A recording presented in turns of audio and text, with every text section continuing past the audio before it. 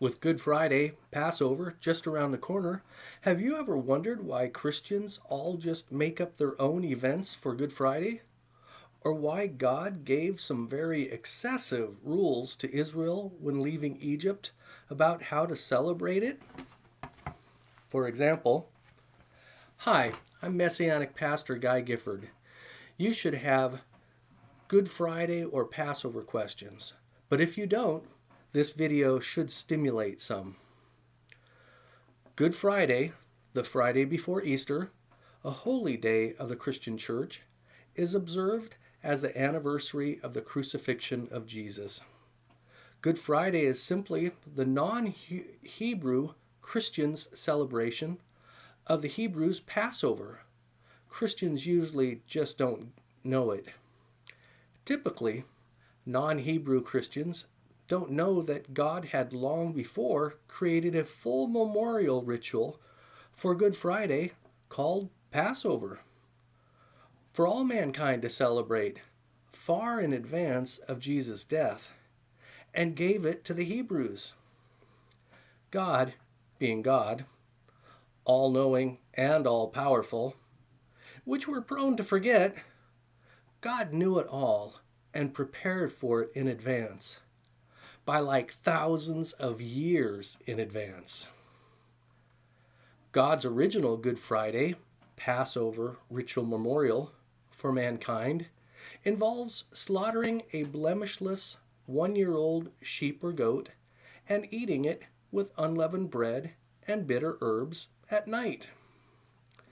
Many Christians and Hebrews don't know that before the first Passover ritual, way back when the Hebrews were still slaves in Egypt, God had always primarily intended Passover to symbolize and point to the execution of Jesus, the promised Messiah, to save the world. And the Hebrews being saved from slavery and death in Egypt was God's lesser but very tangible reminder of the greater thing that God would do in saving the world from sin. How do we know this? To begin with, it says so in the New Testament.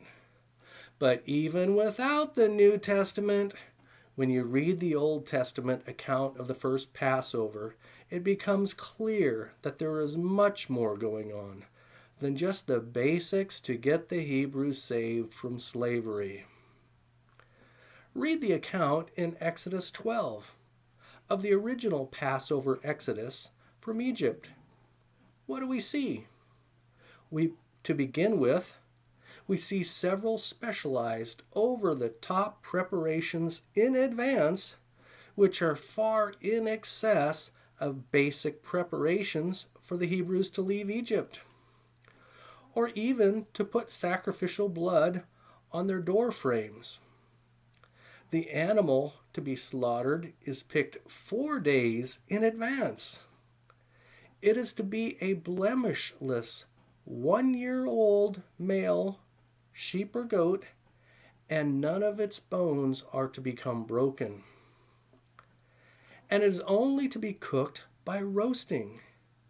And then, although the Hebrews had 12 hours of darkness for eating the meat before they could leave in the morning, God told them to hastily eat the meat and burn up all the remaining, not making jerky out of it for the long journey or saving it to eat the next day for lunch, not even saving it for breakfast.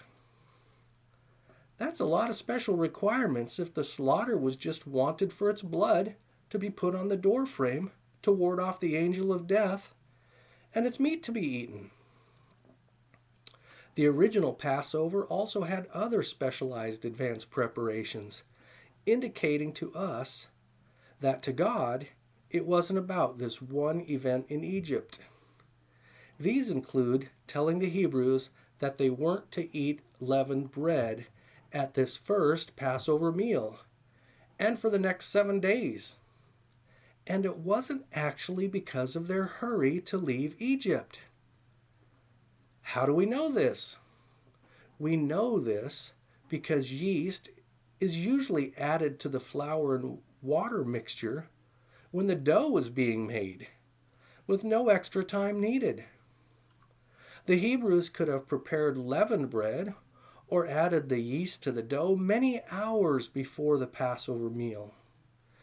We even read that prior to leaving Egypt, they prepared dough and carried it in kneading troughs on their shoulders, to which they could have easily added some starter dough or yeast. So we know that the unleavened bread requirement for the original Passover and week of unleavened bread for God wasn't really about the hurry out of Egypt. Likewise, the bitter herb requirement by God was not because the Hebrews only had bitter herbs. Unless the Hebrew slaves also had vegetables which weren't bitter from which to choose, God's bitter herb requirement would have been meaningless. Thus, for God, even the bitter herbs have meaning originating outside of the exodus from Egypt. We find in Scripture that the Good Friday Passover requirements always pointed at Jesus, the long-predicted Messiah. Read Exodus 12, 1 through 49, and let me know down in the comments below the other seemingly excessive rules God gave here that were pre-symbolic of Jesus, the Messiah's execution. If you've learned something new today, then give this video a like and share it with a friend. And here are some other cool videos I think you'll enjoy. Just click on the channel name, Guru Guide Guy Gifford, and don't forget to subscribe to this channel or like this page so you don't miss other upcoming videos. This has been Messianic Pastor Guy Gifford. God blesses you for meditating on His paths.